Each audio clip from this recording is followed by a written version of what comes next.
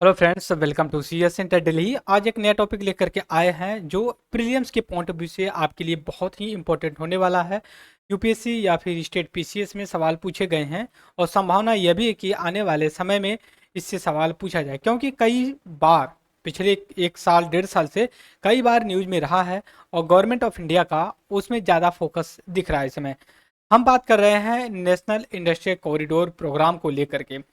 देखिए, वर्ड जो दिया गया है, नेशनल इंडस्ट्रियल कॉरिडोर प्रोग्राम। अब यहाँ पे वर्ड देखिएगा आप, इंडस्ट्रियल कॉरिडोर के बारे में बात कर रहे हैं। मतलब इंडस्ट्री का मतलब है उद्योग। उद्योग एक ऐसा मतलब कोई कंपनी लगी हो, ये एरिया इस तरह हिसाब की हो जहाँ पे एक कॉरिडोर या दूसरे प्लेस से लिंक किया जाता हो। जैसे मान लीजिए एक यहाँ पे प्लेस है ए और दूसरा एक बी प्लेस है, ठीक है। और दोनों के यहाँ अपना अपना एक फीचर्स है, तो इसको कनेक्ट कर दिया जाता है। कनेक्ट करने के बाद तो इसमें जब कनेक्ट करते हैं, कनेक्ट करने के दौरान जब हम सोचते हैं किसी दो प्लेस को लिंक किया जाए, तो हमें हमारे दिमाग में कई चीज़ें चलती हैं। सबसे पहले ये चीज़ चलती है कि क्या ये प्रोग्राम जो हम कर रहे हैं तो इसके लिए हमें यूजफुल क्या होगा, हमें क्या प्लस पॉइंट होगी, पॉजिटिव होगा, ये समझते हैं। जैसे मान लीजिए यहाँ पे कोई गुड्स बनता हो और यहाँ पे ना बनता हो, या फिर कोई यहाँ पे रॉ मटेरियल हो और उसको यहाँ पे ज़रूरत है तो यहाँ पे पहुँचा देगा। यहाँ पे कोई ज़रूरत है तो यहाँ पे पहुँचा देगा। और यहाँ से हो सकता है कोई सी कॉरिडोर बना दिया जाए, तीसरी प्लेस पे पड़ जाए। तो इस हिसाब से भारत के पॉइंट ऑफ व्यू से, मतलब यहाँ development, economic growth and development के पॉइंट ऑफ व्यू से गवर्नमेंट ऑफ इंडिया एक प्रोग्राम चलाया जिसको कहते हैं नेशनल इंडस्ट्रियल प्रोग्राम के नाम से जानते हैं। तो देखिए, अब इसमें सबसे पहले मैं चाहूँ तो बस नाम बता दूं कितने इंडस्ट्रियल कॉरिडोर हैं, बट नहीं, हम थोड़ा सा बैकग्राउंड लेंगे कि इसको कौन डेवलप करता है, किसके अंतर्गत करता है और इसके लिए क्या ऑब्जेक्टिव और प्रोस्पेक्टिव है। तो सबसे पहले मैं यहाँ पे आपके साथ डिस्कस करने वाला हूँ पीडीएफ के थ्रू। फिर उसके बाद मैं आपको काउंट करवाऊंगा कि कितने टोटल नेशनल इंडस्ट्रियल कॉरिडोर हमारे भारत में हैं। तो सबसे पहले देखिए, नेशनल इंडस्ट्रियल कॉरिडोर की जब हम बात करते हैं तो इसमें एक तरह का देखिए बहुत ही आशावादी या एम्बिशंस इंफ्रास्ट्रक्चर प्रोग्राम है। और इसको इनिशिएट किया गया है भारत सरकार के द्वारा। और इसका जो गोल है, develop a new industrial city को डेवलप करना है। एक प्लेस से दूसरे प्लेस जब लिंक किया जाएगा तो उसके जी बॉर्डर पे, जैसे मान लीजिए मैं यहाँ पे आपके साथ शेयर कर रहा हूँ, सपोज करिए एक प्लेस यहाँ पे है और एक दूसरा प्लेस है यहाँ पे, ठीक है। मैं कलर चेंज कर लेता हूँ, शायद दिख नहीं रहा होगा, ठीक है। दो प्लेस है, ए यहाँ पे है एक, और दूसरा जो है कि आपका बी है, ठीक है। अब क्या है कि यहाँ पे हम इस तरह से कॉरिडोर, जो कि एक सड़क, कॉरिडोर मतलब ये हो जाता है इंटरनेशनल लेवल का एक रोड को बनाना, एक प्लेस को दूसरे प्लेस से लिंक करना। तो अब दूसरी चीज यह भी है यहाँ पे कि इसी के साथ हम यहाँ पे कुछ इस तरह का इंडस्ट्री डेवलप करेंगे, छोटे छोटे यहाँ पे हो सकता है। तो इससे कई चीज़ें निकलेंगी, जैसे माइग्रेशन, लोग दिल्ली में चले जाते हैं, वो कम होगा, लोगों को एम्प्लॉयमेंट मिलेगा और रीजनल डेवलपमेंट आएगा। फला फला जो भी चीज़ें आप सोच सकते हैं, तो ऐसा इस हिसाब से करा जाएगा। तो एक तरह का जो देखिए एक नई industrial type of the city develop होगी। जैसे हम एक प्रोग्राम चलाए हैं स्मार्ट सिटी प्रोग्राम चला रखे हैं, तो इसके ऐसे ही इसी आधार पे इस प्रोग्राम को हम कंसीडर करते हैं। पहली चीज, दूसरी चीज ये होते हैं integrated next generation technology based के आधार पे होगी। दूसरी चीज, इसका मेजर जो ऑब्जेक्टिव की हम बात करते हैं, तो ये देखिए एक तरह का जो कि कंपटिटिवनेस, जो कि प्रतिस्पर्धात्मक मैन्युफैक्चरिंग हब इंडिया में बनेगा विश्व के स्तर को, और क्रिएट वर्ल्ड क्लास जो कि infrastructure and reduce logistic cost.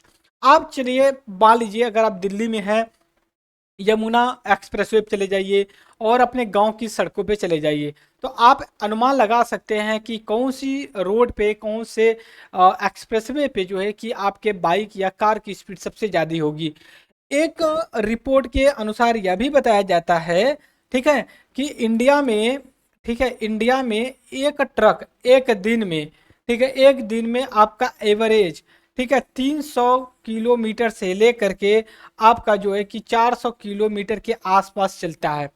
But वहीं अगर हम वर्ल्ड लेवल पे बात करते हैं तो उसका एवरेज हम देखते हैं कम से कम 700 किलोमीटर के एक दिन में चलता है। तो मैं समझ सकते हो कि डबल।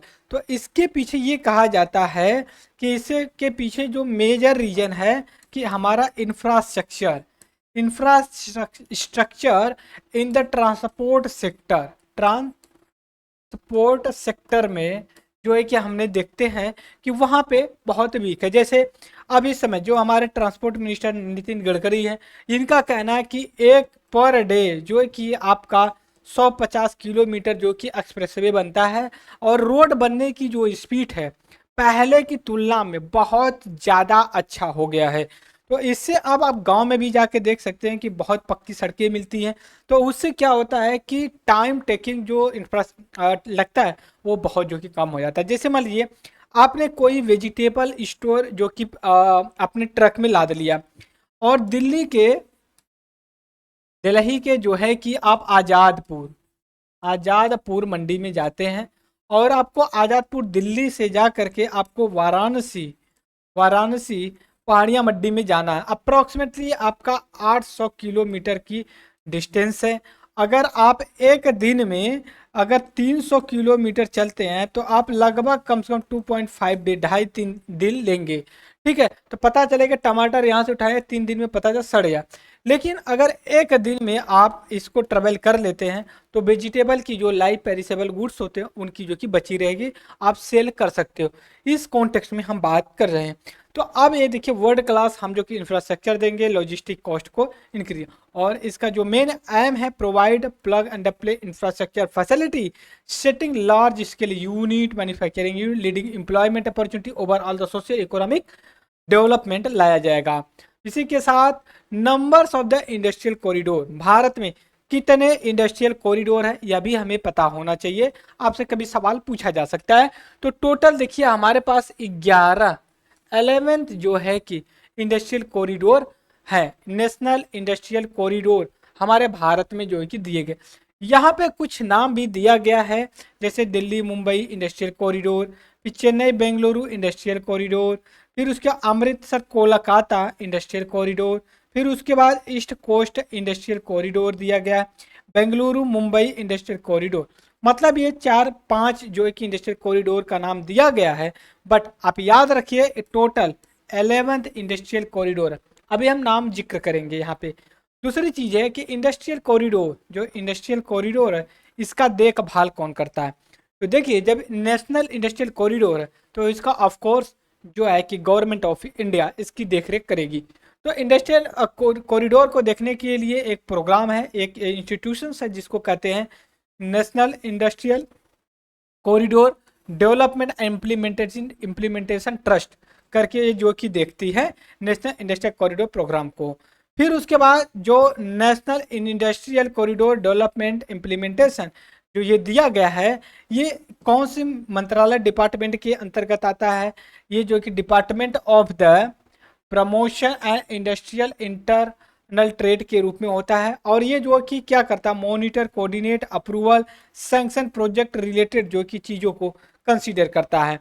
और जो नेशनल इंडस्ट्रियल कॉरिडोर प्रोग्राम है ये क्रूशियल रोल प्ले करता है transformation of the India's industrial landscape को जो कि ये करता है। एक बार फिर ब्रीफ में हम डिस्कस कर लेते हैं।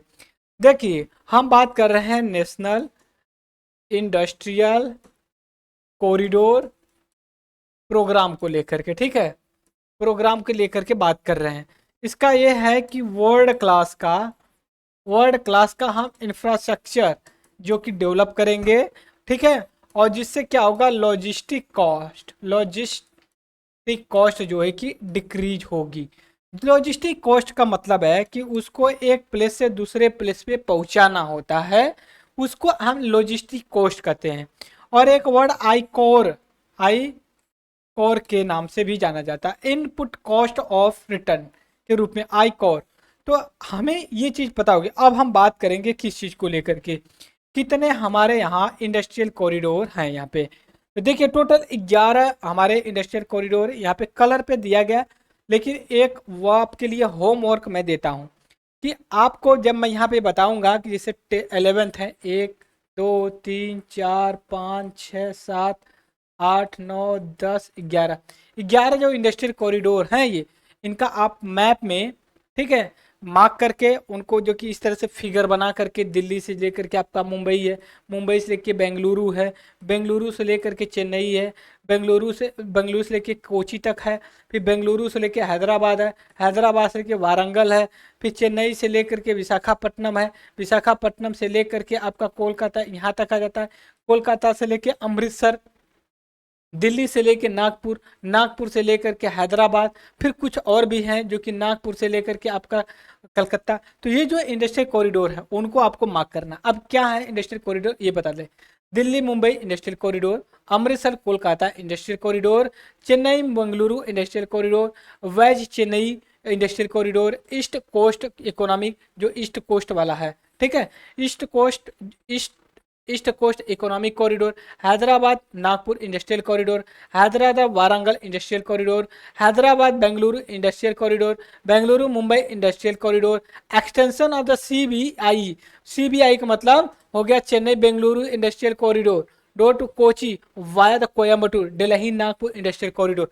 Total 11th national industrial corridor programme हमारे देश में रन कर रहा है, और इसके पीछे सबसे बड़ा जो ऑब्जेक्टिव है कि हमारे लॉजिस्टिक कॉस्ट को जो कि डिक्रीज करना, और इन सभी के कॉन्टेक्स्ट में हमारा यह भी है कि वर्ल्ड क्लास का इंफ्रास्ट्रक्चर प्रोवाइड करना in the sector of the industry. और जैसे हमारा इस समय economic, agriculture and service sector पे बेस्ड है, और हमें चाहते हैं कि इसको इंडिया को एज ए मैन्युफैक्चरिंग हब के रूप में भी बनाए, जो प्रोग्राम चलाया जा रहा है 2014 से, मेक इन इंडिया, एंड 2020 से चलाया जा रहा प्रोग्राम आत्मनिर्भर भारत। इस लेक्चर में इतना। Thank you for the discussion. Have a nice day.